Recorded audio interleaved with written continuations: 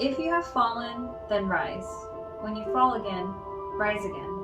Remember that struggling is an act of war. Therefore, every time you fight back, you are rising and therefore victorious. Welcome everyone to this episode of Discourse, where today we'll be discussing Cycles of the Phoenix by C.A. Nicholas. So that was a quote straight from the author that pretty much sums up the general theme of this book, that is comprised of a bunch of short stories. Mm-hmm.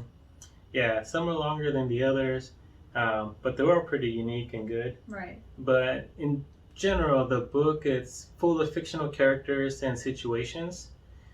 So not true stories, but they were inspired by the unsung heroes, as the author, says there, that fight depression every day, depression and anxiety. And he also wrote this book for those that are no longer with us because of suicide or whatever it may be due to anxiety and depression. So each story was extremely descriptive with really powerful, evocative, metaphorical, illustrative themes almost. The author does a really great job creating these demons that he uses as a facade for depression or anxiety. Yeah, the struggles that people go through. Right. Because a lot of us, we always say, or we tell people, like, they're facing their own demons or their own problems, their own issues. And the author, he really does capture unique demons in each story, that's in the book. Some which were really dark. Yes. The themes throughout were pretty intense and morbid, and lots of visual death, and but almost done beautifully, if that can be in the same sentence. Because there's a lot of pain, a lot of struggle, right? Self-harm, mental harm, physical. But in the end, it's like either things work out, or if it doesn't, there's like a moral to the story, right? There's always a message. Yeah, I like how in the first portion, the first third of the book, each story kind of had like a little snippet at the beginning before you started reading. Oh, yeah. Kind of like 1 to 2 sentence, really quick, what it kind of is about, or what the message is that the author's trying to get across. I really like that. I thought it kind of set you up right away because of, the way that he writes. The way that the author writes, as soon as you turn the page, you're in the middle of a story. The character's fully developed and in situations, and you kind of have to play catch up for like a page or two, but as soon as you get there, you're in it and you're extremely invested, or at least for me, I was really invested in all the characters right away. The author does a really great job with creating, a sense of humanity with all the characters, and you could truly, almost relate to them right away. Well, that's what I was thinking as well. Because even though the stories are fictional, so are the characters, you could relate, or I've known people that face certain struggles, or even when I worked at a university for several years, and actually 2 people that I worked with, different years, committed suicide.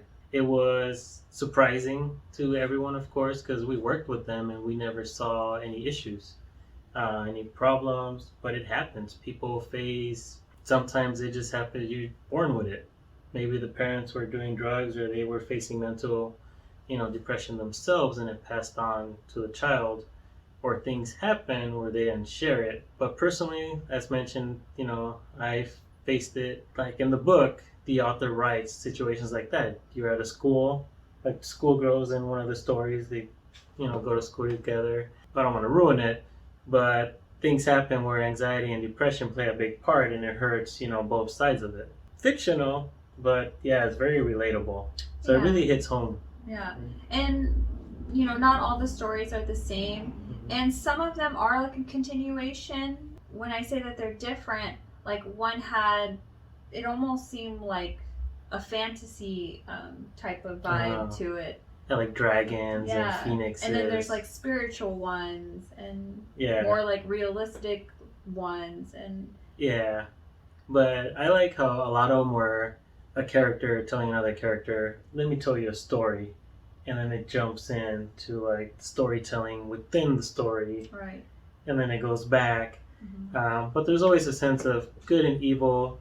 But the overall story is just facing the struggles of anxiety and depression. Some were crazy dark.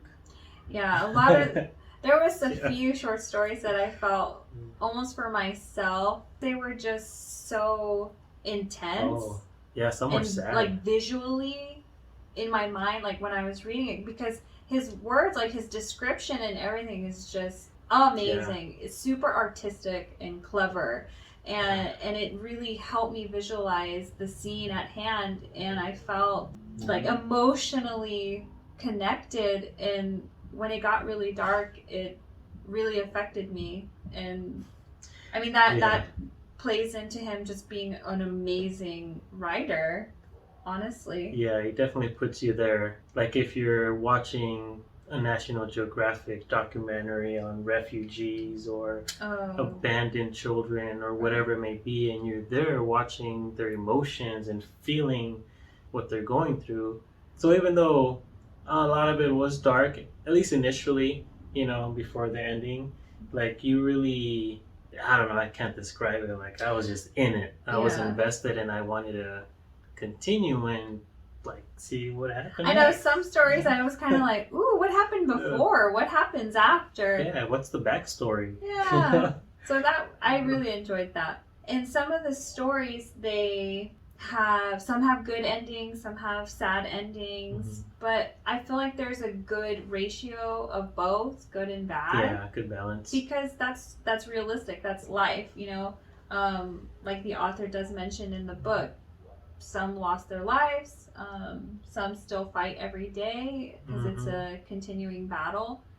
So I like that he kept it really even, like an even plane, saying this is what it is.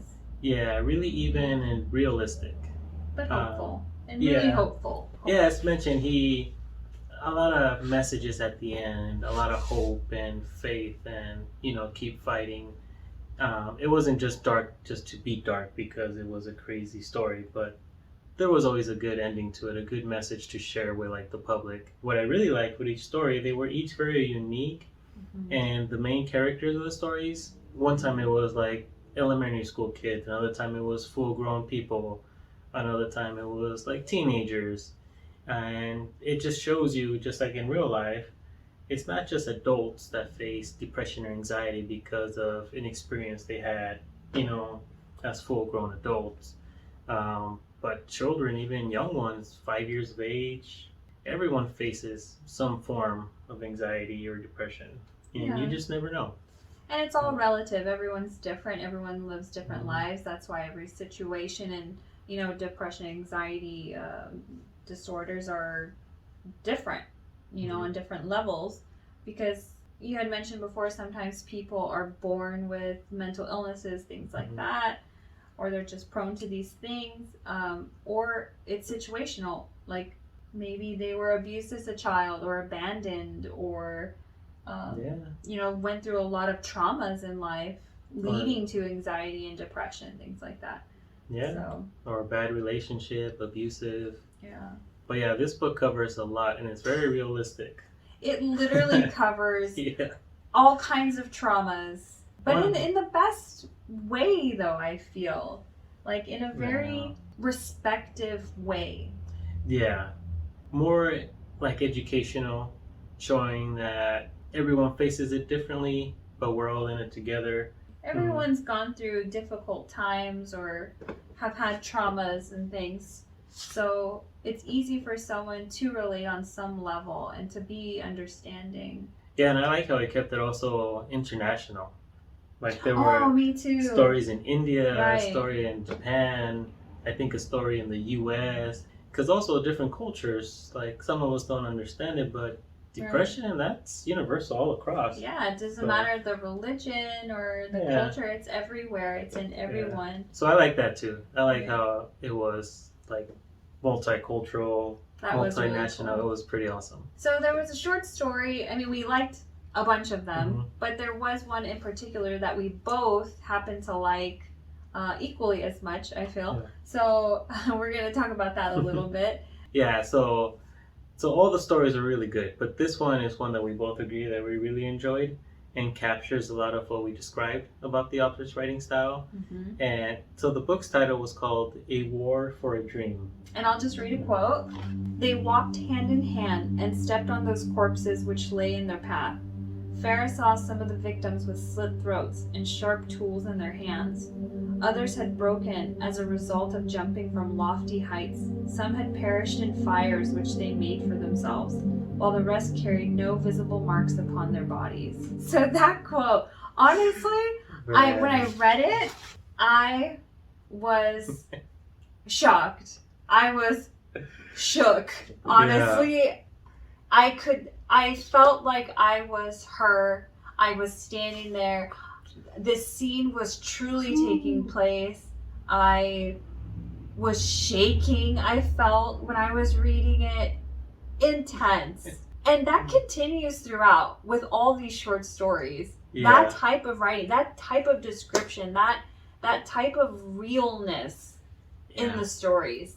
But in their own unique ways still. Right. Like that doesn't appear in any of the other stories. They have Right. their own unique Yeah, exactly. crazy imagery Right. and blood and whatever. But this one, I just thought about a video game for one. I know. Like a war game, and the people in the background are just fighting and killing each other. Mhm. But also, I imagine that as a flashback. Like me envisioning a flashback where you're revisiting all these different forms of insanity and, right, just people burning Right. themselves or falling off the buildings. Right. And it was all because they wanted to end their suffering. So the main character has a gift where he's able to distort emotions or like control emotions, right?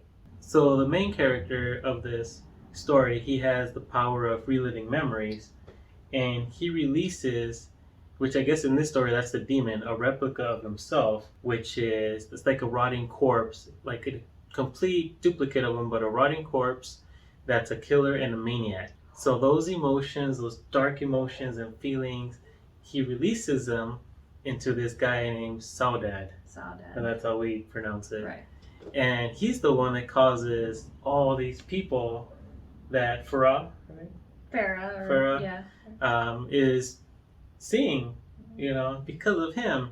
And when he's out of this guy's body, those emotions are out of him. But because he's releasing these emotions from himself, he kind of becomes numb to the pain and suffering that these other people are experiencing. Like, I believe he even sees his daughter and wife dying, but he feels nothing. And he kind of feels like that's better for them, right?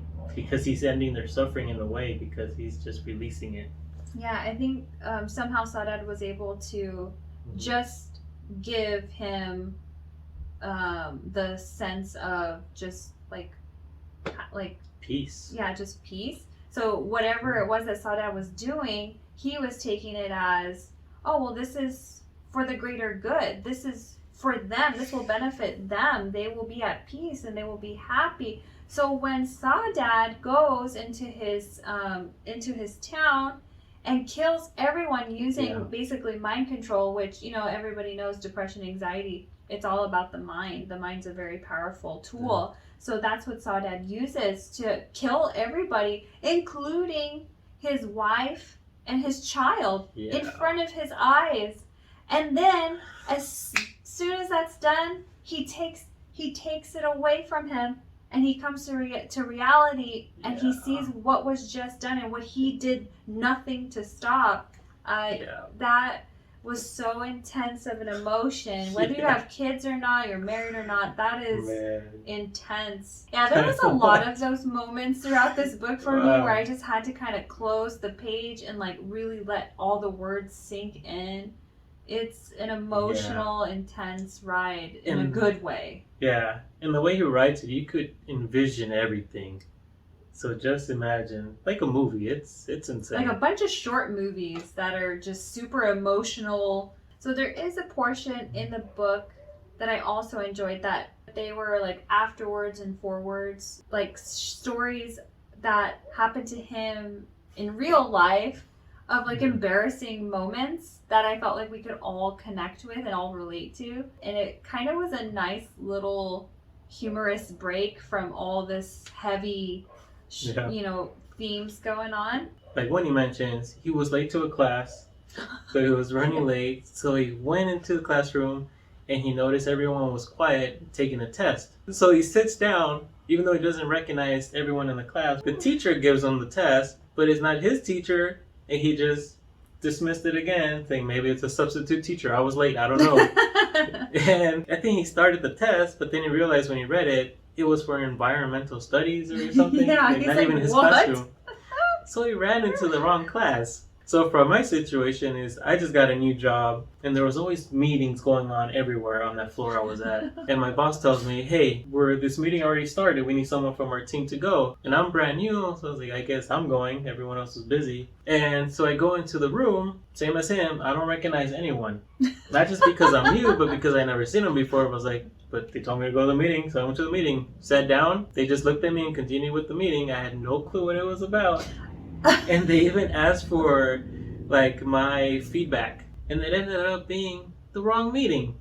But I sat through it for like an hour and a half, just nodding and being involved as if I knew what they were talking about, which I had no clue. And I was panicking inside. So I see like things like that I think are really funny. Yeah, so I really enjoyed that he included this in there, because for some people I feel like those are moments that where you feel embarrassment. You're embarrassed, you're just like, oh gosh, kill me now. But for some people it's like truly like kill me now. Especially for people who are introverts, that can be really detrimental to your mind. Yeah, because they could just keep thinking about it and keep reliving it. And that could lead to depression, right? Because that's kind of like reliving the past and just not letting go. But I like that he included all those, because it made him also say like, hey, me too. I go through these types of things too. So we've been talking a lot about anxiety and depression. So in the book, the author, describes anxiety as a panic for the future reaching down into the present. 100%, that's me. I have tons of anxiety. I remember from such a young age being worried, especially about stuff in school, especially about getting up in front of the class and talking to people, or even just talking to someone one-on-one. That reminded me of 3rd grade. I remember one night praying to God to cancel school the next day or something crazy. That is so sad. Because I was at a play and I played a tiny part where once it actually happened, someone like behind the curtains read the line to me, and I read it and everything was fine. But the day before, I was up, I was nervous, I was sweating, praying to God, this little like 9-year-old. Help me, Lord, help me. Oh my God. So cute. Yeah, I couldn't sleep at all. And then when the day happened, I was like, whatever, no one even cared. Everyone has issues. You just gotta stop keeping it a secret. Because he even mentioned something about if you keep it a secret, it doesn't kill the problem. It just builds on it and it makes it worse. Yeah, and the author mentions that depression is an excruciating pain, living in the present, but digging into the past. So that kind of takes you back to like not letting go or reliving something traumatic that happened in the past. That's the whole point of all these short stories, and even his forwards and afterwards is everyone is in the same boat. So on that note, I wanted to read this quote that the author shared in his book. So rise. If you fall into the pit of oppression, rise. If you fall again, rise. If you struggle to rise for yourself, then rise for the people you've enriched in your life. As long as you have life, it is never impossible to get up again. No matter how many times one falls or how dramatic the fall is, you will rise. Thanks for hanging out with us, and make sure to check out Cycles of the Phoenix by C.A. Nicholas.